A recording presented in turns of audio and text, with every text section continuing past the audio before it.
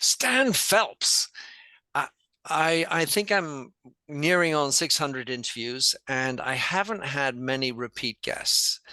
But when I saw you provoked me into having to get you back on when you finished Pink Goldfish 2.0, which of course is in the back of 1.0. But who the heck is a man who writes Pink Goldfish and wears red glasses? So Minter, great to be here as a repeat guest. So I'm an author and a speaker. I come at it from a couple of decades in marketing, and just about 12 years ago, launched my first book in the Goldfish series, which was called Purple Goldfish. And was that purple any hat tip to Mr. Godin? Or was that I don't know where I don't remember when Purple Cow Sure. came out.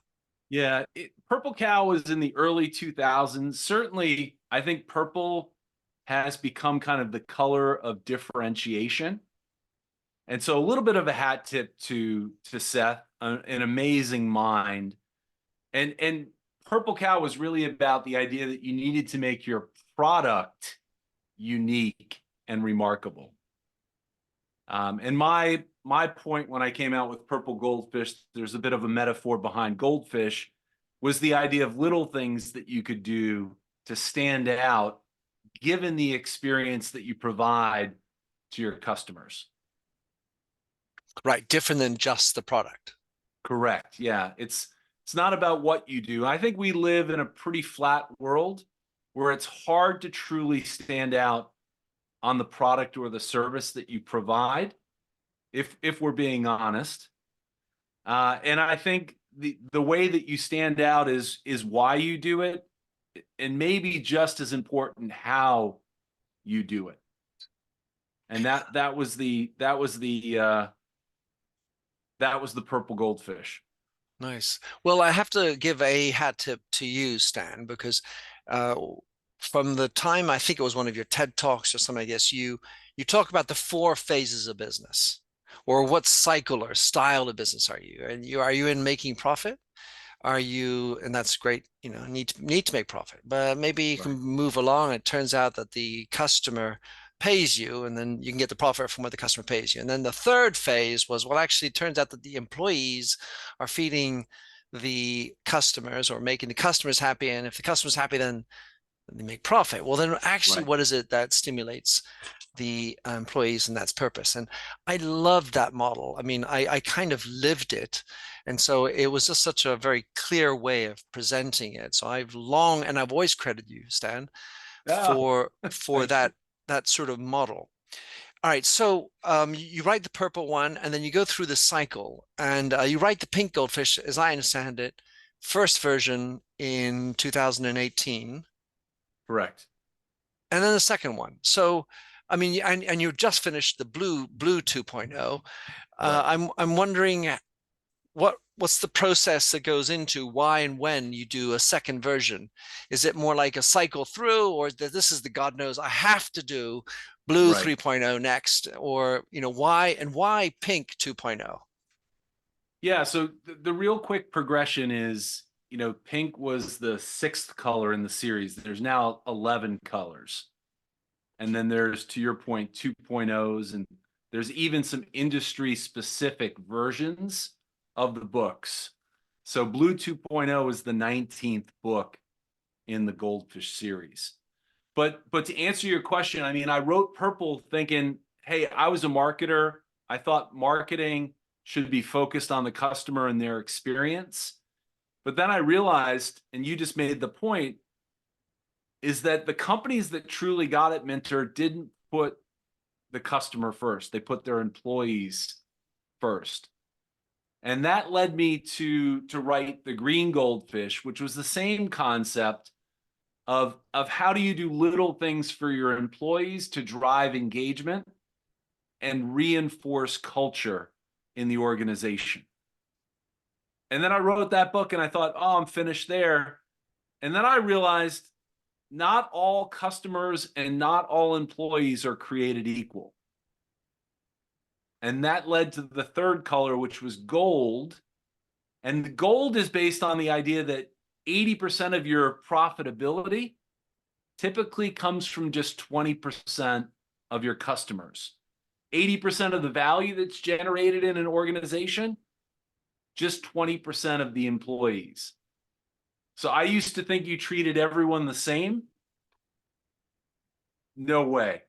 And then very quickly, I don't want to go through all the colors. In 2016, I did Blue Goldfish, which was about technology, data, and analytics, and how that was impacting the experience you provide. That was followed by Red. I think we talked about Red a while That's true. back. Yep, yep, yep. Red's all about purpose, the 4.0 version of business. That was followed up by Pink. And Pink, the color pink, well, red is purpose, blue technology. There's some symbolism behind that. Pink is an ode to my co-author, who's Mr. about Rendell. 2 meters tall, Dave Rendell, who wears head to toe pink. I mean, if you've seen a guy who's 2 meters tall, 6'6", with pink pants on, it is unforgettable, Minter. And so Dave had this amazing book called The Freak Factor. The Freak Factor. And the idea that every weakness has a corresponding strength, and that what makes us weird is also what makes us wonderful. And so I saw how that could apply to branding and to marketing and positioning. And I approached Dave, who's a very good friend, and I said, let's collect a few hundred examples, and let's write Pink Goldfish. And it came out in 2018. And to get back to what you asked, is that book got such a great reception, and we got more and more examples, that in 2021, just 3 years later, we're like, we need to come out with the 2.0 of the book. And we added an additional way. We added an additional how. And just, it is such a vibrant book compared to the first one. Well, I didn't read the first one in total honesty, but I certainly devoured the second one. And it speaks to me on so many levels. And I wanted to thank you also for, I saw a little acknowledgement with my name in the front. I mean, that was a surprise gift. And I asked you to come on the podcast, not because I knew that you'd done that. So I really appreciate that. So when we talk about the pink goldfish, to your job, first of all, which is speaking. And I'm Right. wondering, to what extent, how do you apply the pink goldfish in the world of speaking, to the extent that the world has changed in between 2017 and 2023? Yeah, it has changed immensely. One, I try to live a lot of the principles in the book. I tell people, it's, you got to eat your own dog food. And so the idea of a pink goldfish is, how do you defy normal and exploit imperfection? And so there's 8 different ways we talk about it in the book, but I'll give you an example of things for me as a speaker.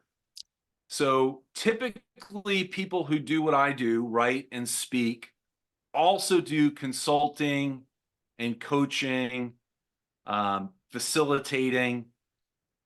I try not to do a lot of different things.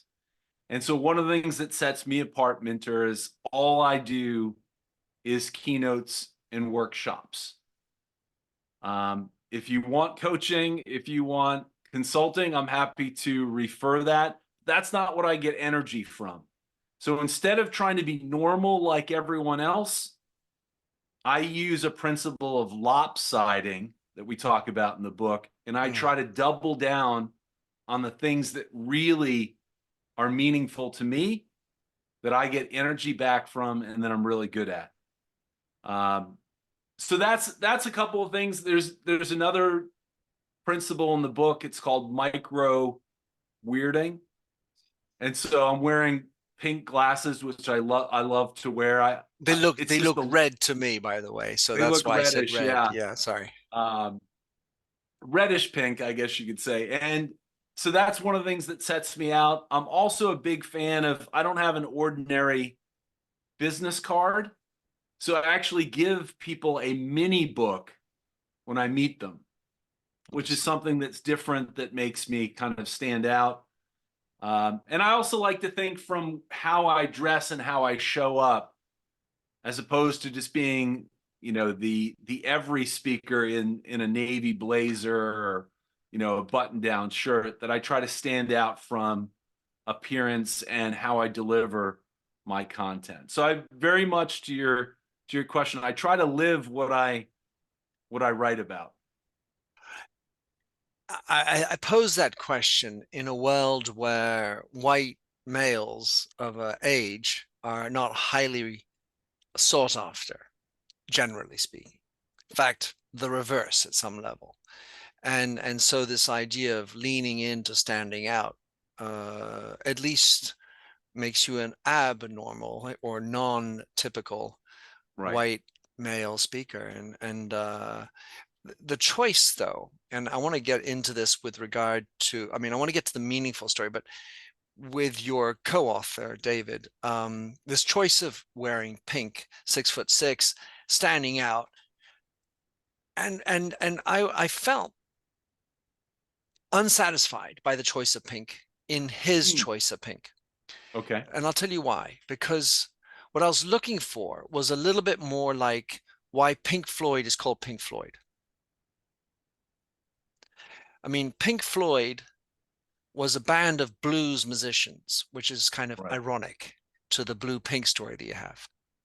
But they Hmm. chose Pink. Why? Because, well, Pink and Floyd were the names of two amazing blues musicians. And while it doesn't talk to the color pink, it certainly has a gravitas to the choice of the words Pink Floyd. And and while there may well be a story within it, and of course you're not Dave, but the idea of choosing something to stand out Hmm. at some level has to be meaningful. Yeah, and maybe we didn't go deep into it in the book, but Dave has a beautiful wife, Stephanie, who's Tiny. um, tiny. He would tell you that in their relationship, that deodorant is much more important than breath mints. I mean, she's way shorter than Dave. He has three daughters. Even Right. his dog is female, and so you know, after a certain amount of time, they he was convinced they were trying to turn him into a woman, and I think they may have given him something pink, and he embraced it. And he I see. started out with something small, and that's important. He Mm, started out with something small, and it resonated with people. And then he actually doubled and tripled down on it. mm. And if you see him now, he has a beautiful tailored, three-piece pink pinstripe suit as just one of many things. He just showed up recently in Las Vegas, and the whole theme was around like kind of the 60s. He looked like Austin Powers, like head to toe pink. Well, that is a great comeback, Stan, and I thank you for explaining that. At the end of the day, what I'm getting at, and obviously is I would say a tribute to standing out, but it's to Right. make sure that when you wish to stand out, it's not just because you want to say fuck. Mm, Maybe that's going to make you stand out on stage, but it's sort of a gratuitous sometimes. These right. notions of standing out, and you can see that a lot. This need to stand out, scream louder, and do something more ridiculous, more odd. And I feel like there's a kind of a drop to the lowest denominator, Mm, right. lowest form of being when it's just about screaming to stand out. And the need is to have some more meaningful attachment to that. So, were I to listen to Dave in a speech and he talks about, they tried to make me pink, and that bringing that storytelling component into it just makes it Right. totally real, and finding that link into it, because you talk a lot about meaningful differentiation. So I'd Right. love for you to just expound on how people should seek meaningful differentiation in, if they're a startup and working in a company. What are the sort of routes, without having to spend hours on it, but what routes would you take to try to find meaningful differentiation? Yeah, we talk about there's a process of how you need to do it, and it starts with there's 6 A's in kind of our framework, and the first A is assess, and so we've got a great, no pun intended, assessment in the book that has 40 strengths and 40 weaknesses, and it's the idea of kind of looking at those things. We have people kind of X the strength or the weakness that they think applies to them, and we have them rank their top 5 of both. Um, and then the second part is of that process is what we call the appreciate phase. And what we do is actually line up the strengths and the weaknesses next to each other. And what they come to realize is maybe what they saw as a weakness or an imperfection for who they are actually has a corresponding strength. Which may not be one of their strengths, but is a strength. Or does it It have to be one of their strengths? well, it's yeah, it's the idea through any lens, what we can see as a weakness, and we're taught that we need to actually correct and fix weaknesses, right?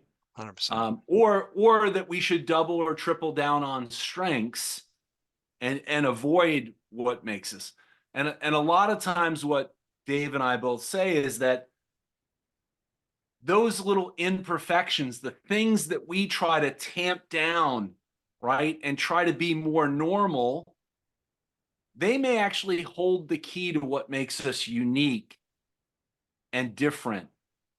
And so that's the process. And we also talk about this idea of appreciate, is that you need to go out and talk. It's not only what you see, Minter, it's getting feedback from those that work with you, right? Or that know you really well, to go, what stands out when you look at our organization, right? I love this process. We talk about, yeah, talk to your customers, but you know what? Talk to your employees. And you know what? If you even want to go deeper, talk to your vendors, because your vendors not only do business with you, they do business with your competitors. They have an insight that very few people have. And so once you go through that assessment and then you start to appreciate and you start to maybe zone in on a few things that really can make you stand out, then we talk about this idea of a line, which is, how are you showing up? Are you showing up like everyone else does? Or are you actually embracing your uniqueness? And there's alignment between how you show up and what your website looks like, your collateral, your office, right? Um, Don't look at and mine. then once you get to that align point is where really the fun begins in the last 3, because we have what we call the amplify strategy. And amplify is, once you create alignment, how do you even double and triple down on some of the strategies? And then there's augment, which is the idea of you can use multiple strategies of the 8 Flossom strategies, or this idea of attack. So your competitors have potentially strengths, but those strengths also have corresponding weaknesses. Hmm. And so how do you actually attack and go after them? So I wanted to circle back because I mean I like connecting kind of somehow sometimes disparate ideas. Hmm. And I recently had on my podcast a man who is the coach of the winningest collegiate sports team in the history of United States sports. And his name is Paul Asante, and he coached the men's squash team at Trinity College. In And Hartford, Connecticut. I've been to Trinity before. Beautiful. yeah, I also know you went to Villanova, which is where my mom lives, or it was from, is from. And I asked him whether you should focus on your strengths as a squash player, you know, your competency of striking the ball and your skill at squash. Should you focus on what you're good at? Like I'm really good at hitting boasts or something. Or Mm, should you improve on the things your weakness? How do you approach that? You know, sort of exactly the same question. right. And he said, I used to think, well, of course you had to have skills, and I preferred to augment the strong points. But what I discovered was the most important characteristic is character.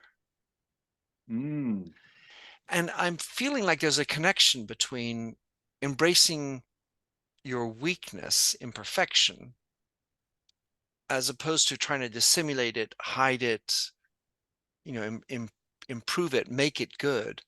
But right. let's say the character flaw is what makes any personality or character in a film attaching. Right. It makes them what we call flawsome.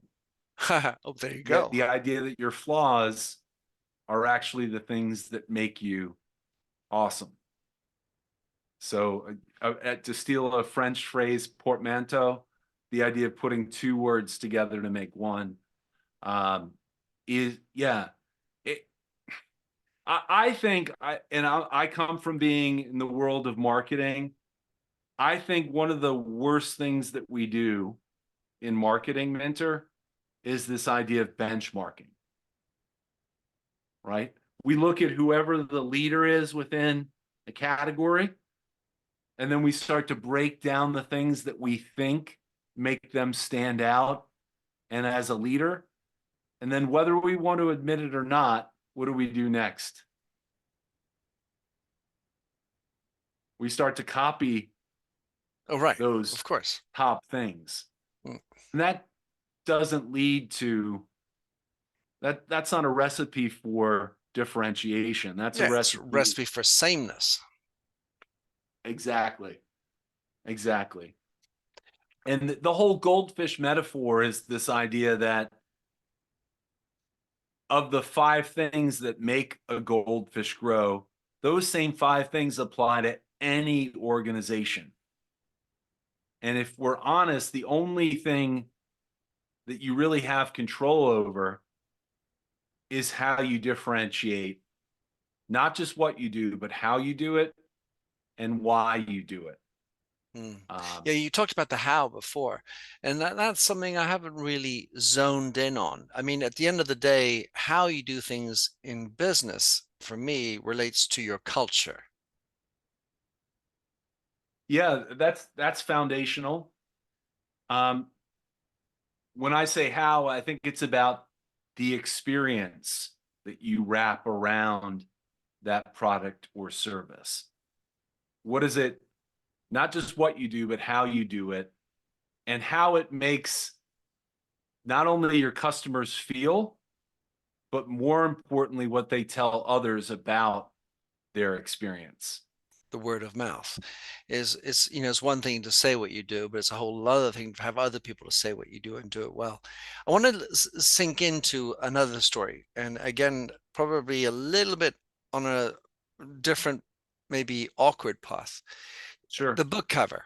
You chose the book cover, and the way you Right. chose it, you went to your community and said which ones of these three you'd like, and it was all over the board, and yes and no's and bad, and I hate this and I love this, and you ended up choosing the one with 10% preferred as opposed Right. to 30 and 50 or whatever, something like that. The question I have at some level, you talked about benchmarking. We could also talk about customer services or surveys, sorry, is that there's an element of pleasing the customer. Right. In this case, sometimes displeasing the customer. Within the pleasing, there's the I freaking love this product feeling. Get the Right. 10% that are just horny and absolutely attached to in the biggest way that. Right. And then there's the element of what you as the founder or owner actually believes. Because something I've been sort of struggling with at some level is the flexibility, adaptability, wish to learn, listen to everybody else. But then what happens to your backbone when Mm, you're in constant mode of pleasing others? Whatever everyone else says I'll do or not do. And I'm just sort of trying to figure out between the flexibility story right. and the backbone story. Well, I don't think it's an or question between flexibility or backbone. I think it is important to listen to your customers and to understand. One of my favorite quotes comes from the late Jack Welch, former CEO of GE. He said, going forward, there's only two elements of competitive advantage. It's one, learning about your customers faster than your competition. But he said that only gets you knowledge. He said the second part is putting that insight into action faster than your competition. And he's saying going forward, that's the only thing that's going to allow companies to stand out. So I think there needs to always be a flexibility where you're understanding your customers. But here's the thing, I think most people, and this relates to the backbone, Minter, is that they want to please everyone. And by trying to please everyone, You please they nobody. water it down and they please no one. And so there's actually one of the strategies we talk about, this idea of antagonizing, Hmm. um, or flaunting, right? If you've got something that's core to what makes you unique and you know it resonates with a core base of the marketplace, then don't be unapologetic. In fact, if people are outside of that core, sometimes you can be antagonistic towards them. So one of the fun stories in the book is about a movie theater in Texas called the Alamo Drafthouse. And Entertainment Weekly named this theater chain. There's about 50 of them in the U.S. Minter, the I've best been to place one. to I've see been a to one movie. in Austin. Oh, you have? That's where they're based. Hmm. We actually have one in North Carolina, right near, not too far from where I live. You can order your And they are beer, you can order your food. I mean, it's an amazing experience, personally. Hope that's where Entertainment you're Weekly, going. best place to see a movie in the country. But here's the thing, they are fanatical about movies. And so one of the rules that they have is that once you walk into the auditorium, you can't talk and you can't use your phone. You can't text or check your phone, right? You're giving the thumbs up, right? Totally. Well, they will warn you one time, and then the second time they toss you. They ask you to leave. They don't give you your money back. And there was a woman that got tossed out and probably had a few too many. No judgment. I've been there. And when she got home, she left. She called and left a voicemail, Minter, that, and you can look it up on YouTube, Alamo Texter, that is just about a minute and 15 of her blasting the theater. And so the theater, most theaters, we go, that's a customer, right? What do we got to do? We've got to call and apologize. We got to offer a refund, maybe give them a coupon because they're afraid of getting a bad review. That's not who the Alamo Drafthouse called. They called their attorneys and they said, "Hey, can we use this?" And it didn't take them a minute. They go, "She knew she was being recorded, and the Alamo Drafthouse created a PSA, like a trailer that they play before the movies with the texter and that message." They put it on their blog, Minter. It went viral. They got national press, right? They're like, you know what? This is not a place for you. We're going to get rid of you, and we're going to make the experience better for those that are our people, those that actually take movies seriously. And so that's being unapologetic.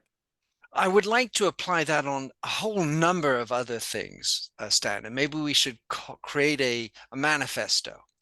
Here's the first one: eject Yeah. all people who have to use a phone without earphones and start talking in public places on public transport to a person who's also on loudspeaker. We should just, they should not be allowed on public transport. I'm not going to get any votes for friendliness on this one. All in favor? Aye. Hi. I'm Holy sure we can smokes. come up with a whole list. Yeah, yeah, And yeah. And go. you'd think that that there's a sense of being common sense about things or decency.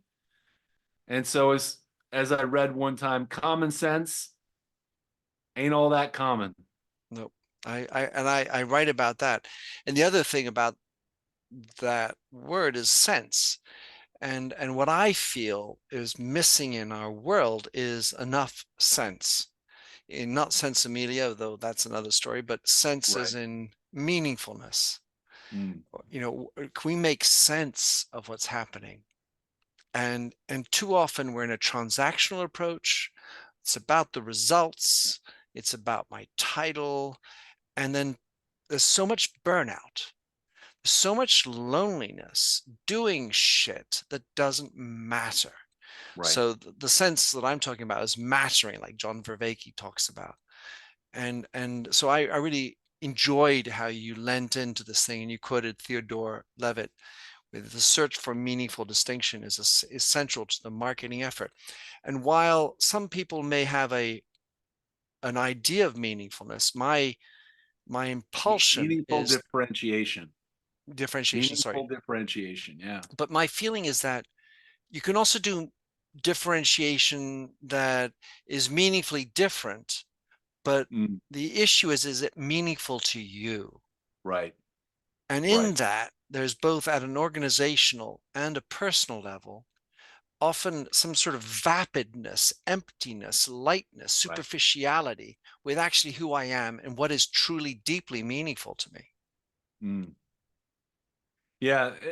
And this one followed Red Goldfish, which is all about understanding your purpose, understanding that there are 8 different archetypes of purpose, uh, and that you've got to find, purpose shouldn't be something that hangs on the wall. Purpose should be apparent from how you deliver the experience, and how you bring that purpose to life is vital.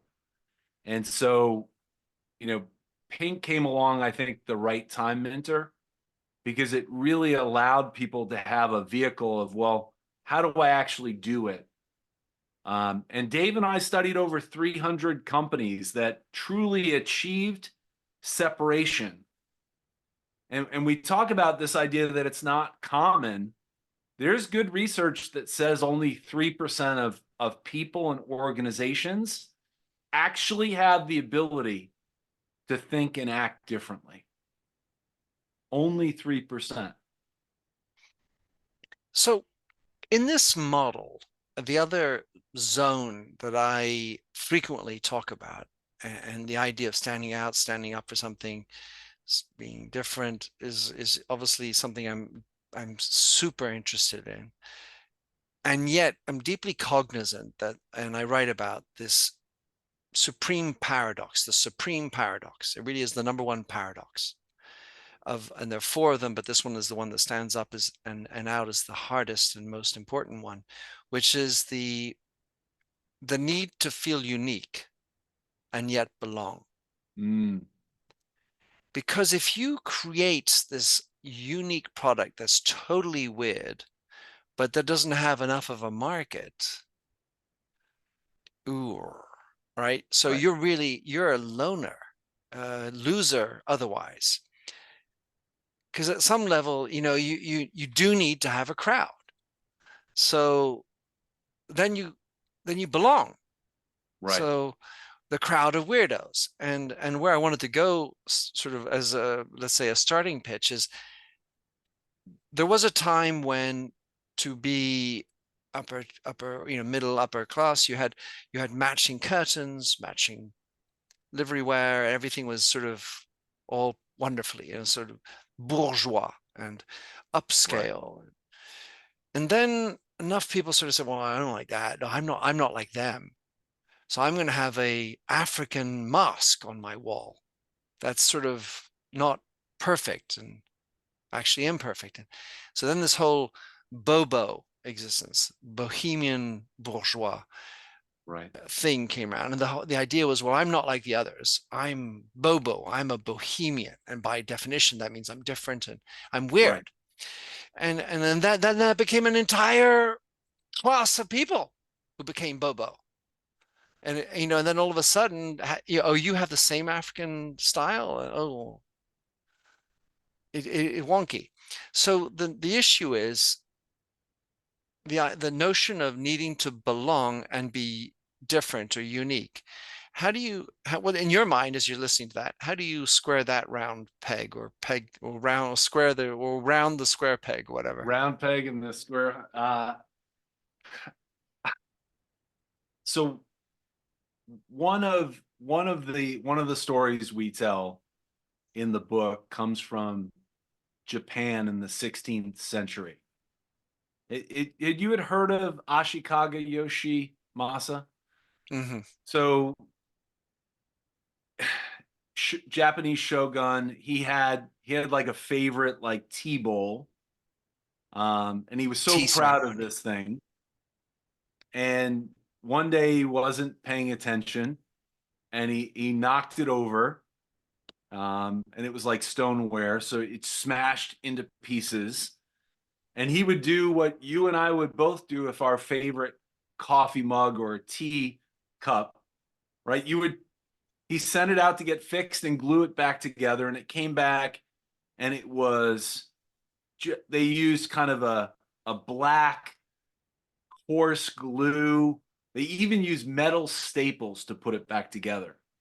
And he held it in his hands, and his heart sank. And he was like, no, this isn't good enough. So he was from the Osaka region. He called all of the great craftsmen in the region. He brought them together, and he gave them the bowl, and he said, you need to fix this. And it took over a week, but they went out and just meticulously cleaned it. And then they ended up putting it back together with lacquer and gold. And when they came back and presented it to him and he held it in his hands, his heart kind of leapt. This broken bowl was now even more beautiful than when it was exactly perfect. It had these kind of golden seams through it. And here's what I think is the message, is that we all have a bit of brokenness in us, right? And many times we try to cover up that because we think it's a scar, right? We think it's something that we should hide. And in this case of it's become an art form called kintsugi, which means golden joinery. But here's the thing, it wasn't beautiful because it was broken or scarred, right? That would have been the case. It would have been fine when it was first brought back to Ashikaga. It wasn't until they actually focused on the imperfections, and instead of hiding them, actually highlighted them and shined a light on them and brought them to life, is when that imperfection really started to shine. And that's the overarching message in the book. Look, we all have things about us that make us unique. And instead of trying to hide that and be more like everyone else to fit in, we want people to fit out. You know, the irony is that weird used to be a compliment, right? If you go back into the etymology of that, it was like what people actually saw you as and complimented you because you stood out. For some reason, a lot of people go, weird isn't good.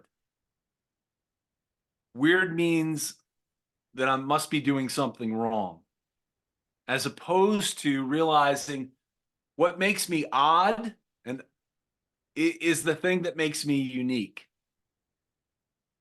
And my hope from both either an organizational or a personal perspective that people read this book and have a greater appreciation for what makes them unique in this universe. It's a great story. And, it's think of the Marilyn Monroe. Well, first of all, there's the pink of Marilyn Monroe, but the mole of Marilyn Monroe, and allowing that to exist and flourish, and to understand we all have these, well, imperfections, and leaning Right. into that, as opposed to sort of trying to hide them, because they end up somehow like a chip on the shoulder resurfacing at some point. Mhm. And yet I mean, so we still need to belong. Right. So,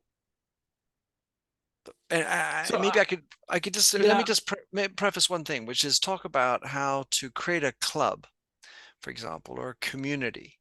Mhm. Because if you're just a community of weirdos, then what links you is weird enough to link. Yeah, that's a great question. I think it goes back to we can't be all things to all people.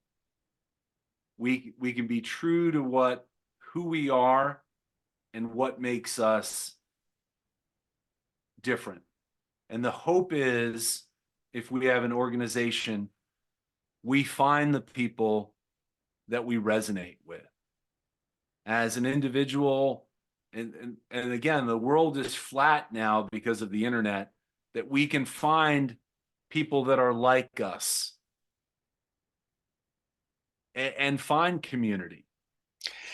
It's interesting. I was just listening to Jonathan Haidt, who's written a new book, and he berates this idea of finding people like us, like-mindedness. I mean, at some level, and from a business standpoint, you'll appreciate you don't want to have 12 like-minded individuals on a board, right? So Mhm. you want to have the discrepancies. And what he's saying is that, well, if you have anxiety, oh, the great news is the internet allows you to meet other people with anxiety with no psychologist or psychiatrist in the house. That's not Right. going to go well. So he just, yeah, just connect that little dot there. Yeah, and unfortunately the algorithms are built towards trying to put us only show us things that resonate or are like we are or like our behavior suggests we are, and that's dangerous as well. Uh, I'm in the process of doing this startup, Stan, and around paddle tennis. This is sort of a new sport in most of the world, not in my life, but in the world, and trying to create a club. And you love this new sport, you're a pioneer because it's a new sport, and that seems to be a sufficient link for some people, but it's not for me. mm, Because, let's say it no longer is a new sport.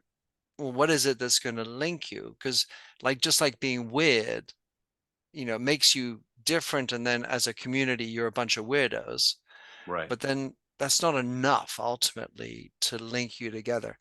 I want to talk, Stan, in the time, the little time, if I can ask one more question, which Sure. is, I love this whole topic of weird and meaningful and imperfection. And when you're in business, by the way, you didn't mention them, but I felt for sure you would. I think you didn't. The Bananas, the Bananas baseball team, Yeah, Savannah because Bananas. Yeah.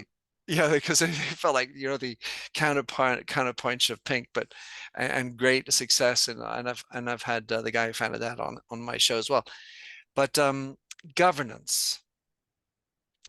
So you're running a company, and someone comes back to you and says, big customer says, your product sucks. Oh, well, hey, dude, that's just a weakness, but we like our weaknesses, and imperfections are great. I do that to provoke, Stan. But Sure. how do you look at governance and these issues of and tolerance for imperfections? Because let's say you're a parachute, you kind of want it to work. Right. There's some areas where it's got to be 100% design. Doesn't always happen, unfortunately, but that's life. But in this idea of accepting imperfection, hiring for imperfections or allowing for more of the weaknesses to show and come through is and you're trying to think about from a governance standpoint, and your lawyers are probably going to lean into it as well. What comes to mind about that? Yeah. So we're not advocating that you should create faulty products or faulty services. What? I thought you wanted a two-wheel Right. car. So the great one of the fun examples we have in the book. Do you remember when the documentary Super Size Me came out? Yeah, of course. So for those that and maybe haven't heard of it, Morgan Spurlock, the documentarian, breakfast, lunch, and dinner ate McDonald's here in the US. And the trick was if anyone asked him if he wanted to supersize, like extra large fries, extra large Coke, he could only say yes. And we didn't realize it here in the US, but he saw that his health just in 1 month really started to decline. And so McDonald's got rid of supersizing. They started to actually put healthy foods on the menu. Or if I could Salad, stand healthier water, foods, healthier. healthier, healthier foods. Speaking Um, as a true Frenchman. and and and and literally every other quick serve restaurant, fast food, followed the example of McDonald's because they were the leader, except for one. And it was a company called Hardee's. And at the time of Super Size Me, they were closing down restaurants, Minter. They were kind of a jack of all trades, a master of none. That describes me, by the way. And and the movie comes out. Do they go the healthy route? No. They actually create a thing called the thick burger. Now, the thick burger is 2/3 of a pound of meat. Um, One of them had an entire quarter-pound hot dog on it, potato chips in it. Um, Cheese. they cheese, I mean, crazy amounts of cheese. They took something that was unhealthy and they made and nasty, and they made it unhealthier and nastier. And when everyone started to follow the leader, they went in a different direction. You zig, I zag. And they said, yeah, you shouldn't eat fast food all the time. But if you do it every once in a while, don't mess around. And at the time, they literally reversed, and McDonald's and all the others that started to go and do something that they weren't struggled to the point where a few years ago, McDonald's has actually dropped salads and fruit and yogurt. You can still get water there. And they've actually followed in the footsteps of what Hardee's did. Um, And so again, to get back to you, you can't make faulty stuff. But at the end of the day, you have to understand your why and why you started the organization, what makes you different, who you want to serve, and who you're for, and realize you're not for everyone. And so don't be apologetic to those that are never going to be a fit. Um, Double down on what makes you unique. And this is a way I think a lot of people don't realize you can stand out by doing less. So it's a strategy that we call withholding, right? If everyone does A, B, C, and D, the fact that you only do A, B, C makes you different and has you stand out. So either do more of what makes you unique or less of what everyone else does is normal. All right, so I love that example. It's very interesting. And it comes back down to another thing. Well, there are two things. One is making yourself different, fine, but to what extent do you believe what you're doing? And in the governance component of it, there are ethics. Mm, And I was looking at a documentary about the way that the lawyers and management dealt with the backlash that cigarettes aren't great for your health. And to what extent do you need to be able to look yourself in the mirror and say, this is actually what I believe and it's okay? So in that, because I mean, I'm not saying you create a faulty product. That's about the quickest ways you can to go out of go out of business. business. Mm-hmm. And there's this nuance piece Mm, where, you eat one absolutely filthily fun and yummy burger every once in a while. Shit, right, that should be written into the Constitution as something we should do. I mean, as in, we should all be allowed to have these funky, way off things, because this idea of living an ascetic, monk like life with full right, discipline 100% of the time will inevitably break down. But at the end of the day, within the governance piece, is right. this knowledge of, is this right or wrong, and how do you integrate that into the way you operate, recruit, create products? And obviously ethics, well, that's deeply personal, but there has been a movement, a field with the media and universities Right. bashing certain styles and principles that might be considered old fashioned, possibly have integrity, but not appreciated. Yeah, I hear you on the governance piece because I think, they say culture really culture is what happens when the leader isn't in the room, right? How do you operate, um, and how do you create an organization that's truly different? Um, I think a lot of it comes down to leadership. It's being able to bring the right people into the organization that buy into the purpose and giving them enough freedom to bring their whole self to work.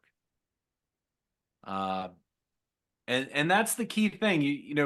A lot of times I think we get lulled into a sense of sameness because we hire people that are like us or think like us or look like us, and we lose an opportunity to bring a greater perspective and a greater sense of everyone's talent into the organization.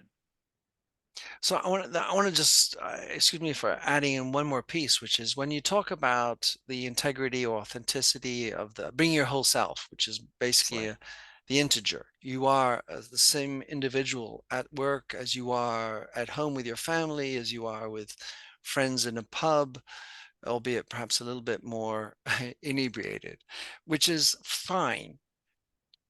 uh, and your ethics at some level are inevitably personal and therefore must be constructed through your life experience, including your parents and how you were treated as a child. And all of a sudden you're the CEO of the company. And I had one CEO who said, well, at our company, we are family. And I was like, oh, that's bad news for you, sir.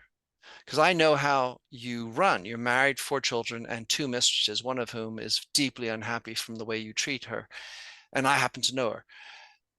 So the idea of family in Mm, this regard did not seem to have integrity.